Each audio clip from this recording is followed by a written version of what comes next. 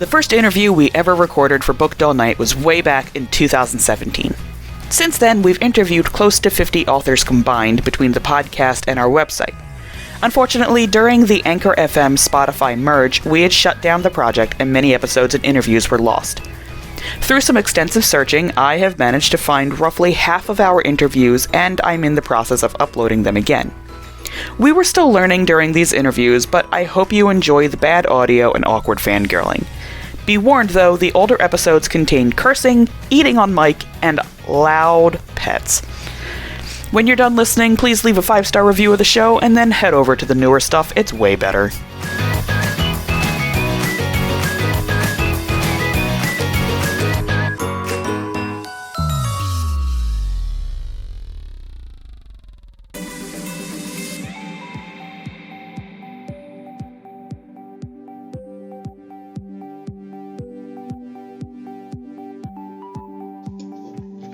Welcome to the Booked All Night podcast, a bi-weekly late-night podcast about young adult literature, hosted just tonight by Magdalyn Ann, because Jessica Tuckerman has lost her voice. That's not true. It's still kind of here. No, you can't. Our fair warnings include our language, spoilers, and rude-ass pets.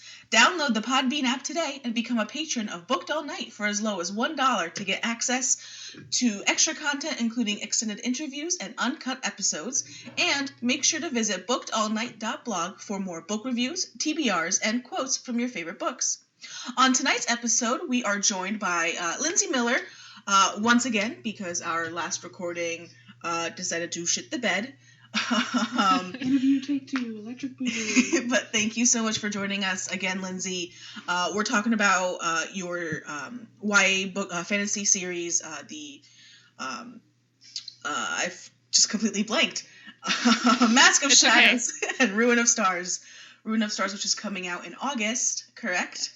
Yes, it is. Wonderful. So could you just give us a little synopsis for Mask of Shadows for any of our listeners who haven't read it yet, and a teaser maybe for Ruin of Stars?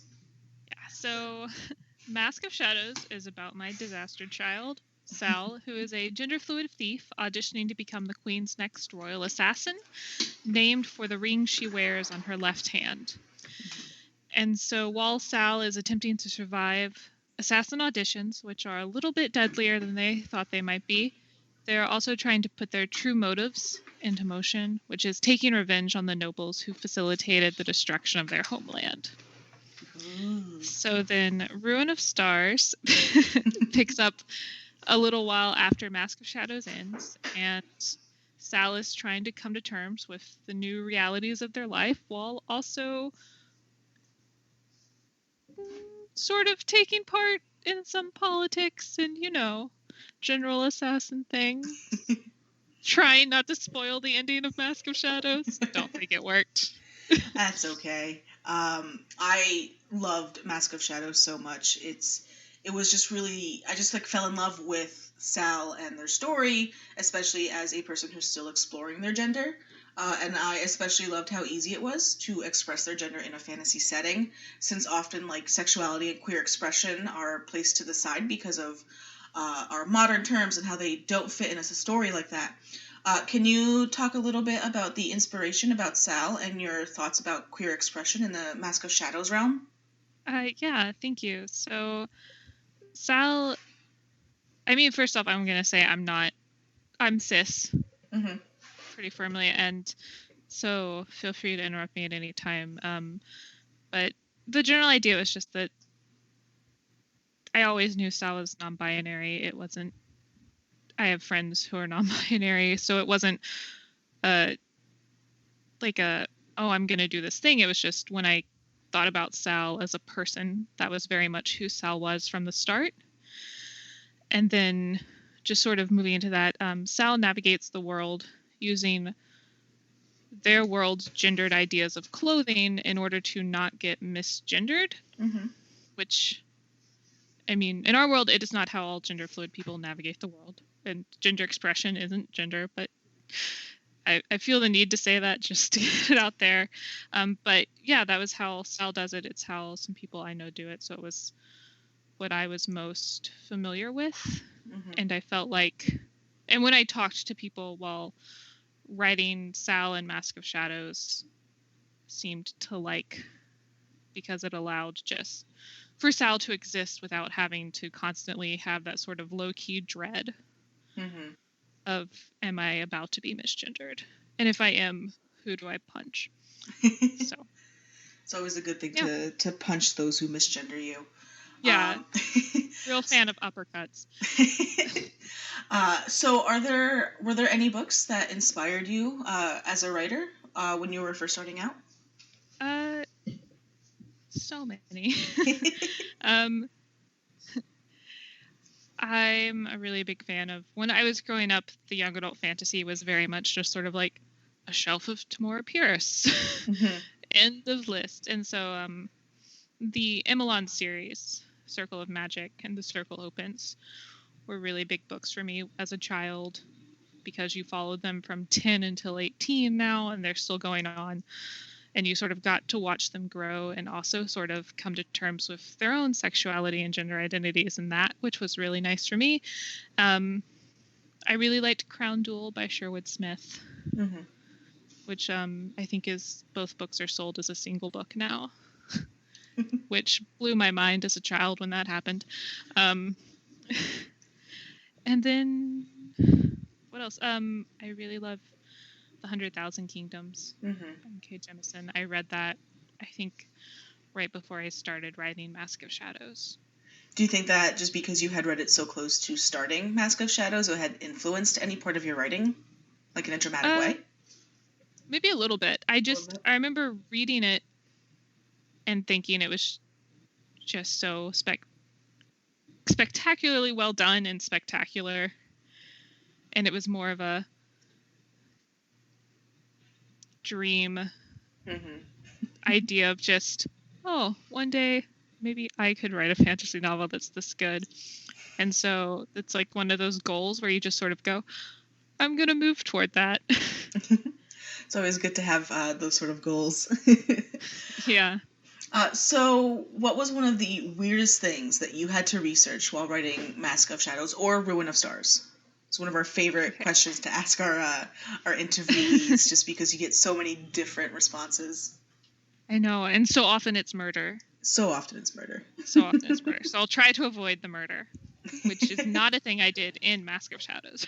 But I think last we talked, my answer was food, and I've been trying to think of something more interesting than just like, would Sal be eating turkey right now? Who knows? But researching food is always so fun, but it's a dangerous hole fun. Because you just get so hungry. There's just so much baking happened. So I'm gonna settle on the sort of murder related option. Okay. And go with poisons this time. Ooh, poisons are always fun to research. Yeah. So there's a poison scene in Mask of Shadows. I won't say when or with who or whatnot. Where the poisons that's used is not a real poison, but it's based pretty strongly on a real life mushroom. So that was very fun, very weird. Definitely felt like a murder when Googling it. And it got to the point where one of my critique partners bought me a book on just list of different poisons and what they do and where you find them for writers. And I want to say I haven't read the entire book, but I definitely have. It just sounds like such a useful thing to have, especially when writing about murder. I also know how to kill, I don't want to say I know how to kill people. That's terrible. I know how to not kill people. So that was a very fun exploration into, they're assassins, but what if they don't need to kill this person yet? And just maybe get them to walk slower. It's always good to have different methods. So I had poked around on your site and noticed that you had a few other jobs before you debuted with Mask of Shadows, as we had talked before, including a job as a crime lab intern. Did any of your previous work influence or help while writing either book in the duology? Yes, so much. And it's partly why I didn't have to Google all of the weird murdery things that we normally do. So from about 6th grade until too late in the game to actually change anything, I realized that I didn't want to be a medical examiner anymore. Mm-hmm. And so in college, I was a crime lab intern. This fun, very cool. Worked in the DNA analysis section. Not actually touching any real crime DNA. Mm-hmm. Not qualified for that.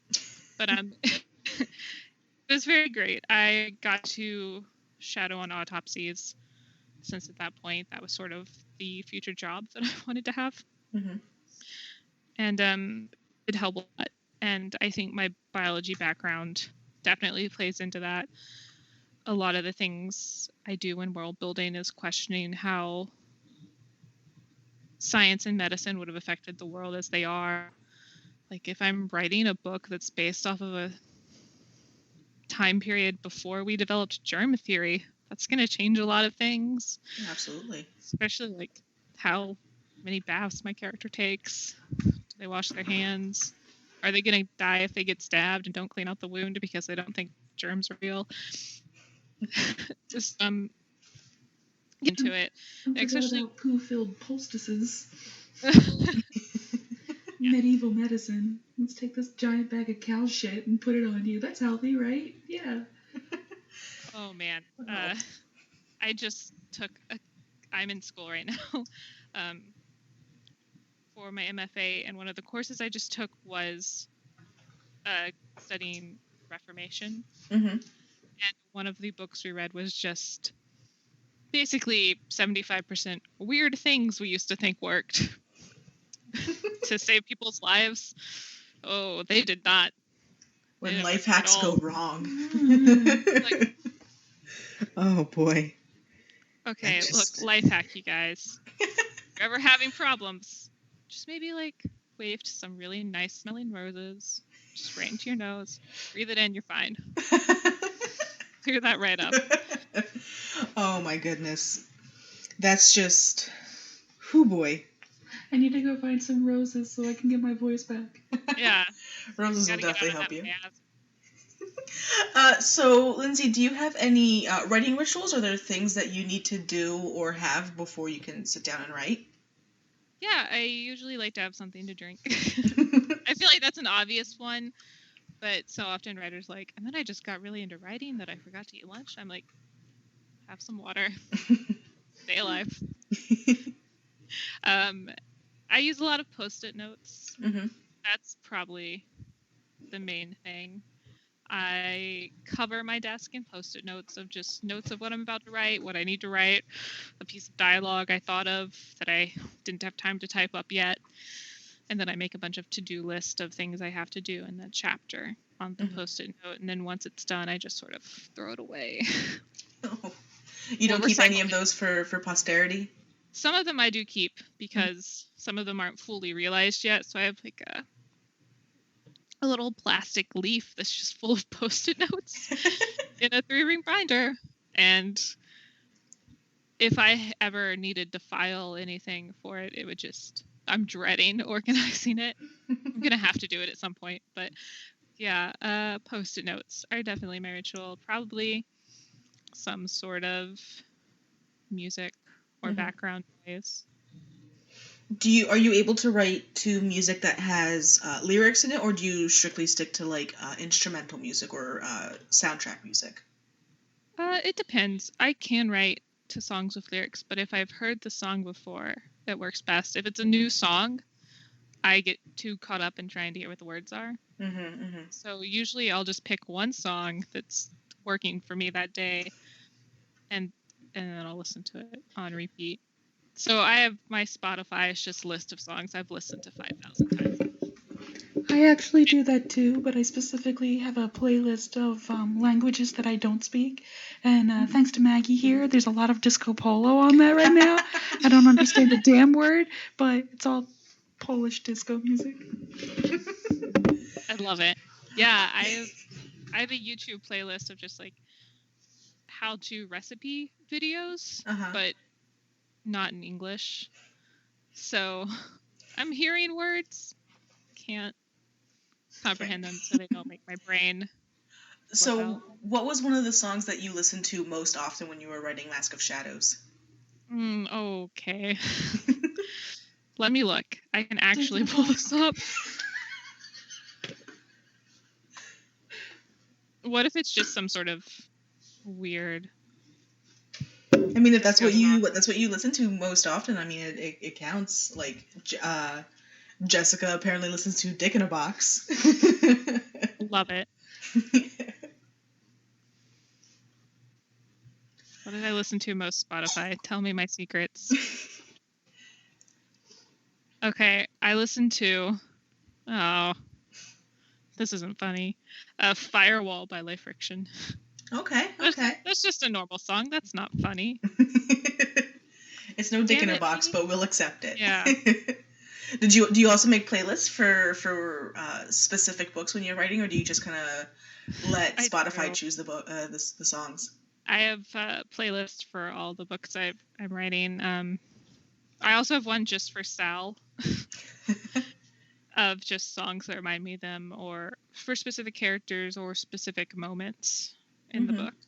Okay, it's always good to have those. I recently started doing playlists myself too, so like it helps me get in the zone whenever I hear it. But like the last one that I did was like a paranormal contemporary type story, so I had a lot of like I had Imagine Dragons, and I had Dua Lipa, and I had so many like modern radio songs. So like whenever it came on the radio, I was like, oh, it's time to write. But nope, I'm driving 80 down the parkway. Can't do that.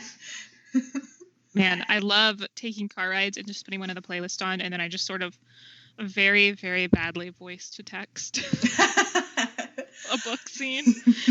And then I have to translate voice to text mistakes once I'm home. But it's so good. I can't do anything else while I'm driving. That's true. Yeah. Got to keep your hands on the wheel and eyes on the road and brain on the story, I guess. But that about concludes our public portion of the interview.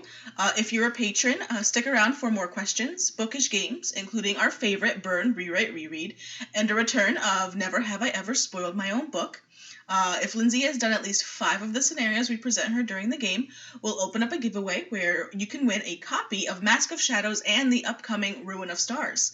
If you're not a patron yet, check out bookedallnight.podbean.com for more information on how you can get exclusive access to the uncut version of this interview and other episodes, find out early about exclusive giveaways, and have a chance to participate in our games for as little as $1 a month. We'd also like to give a special shout out to our top-tier patron, David Pogo, for their patronage to the show. Thanks, David Pogo. You're awesome.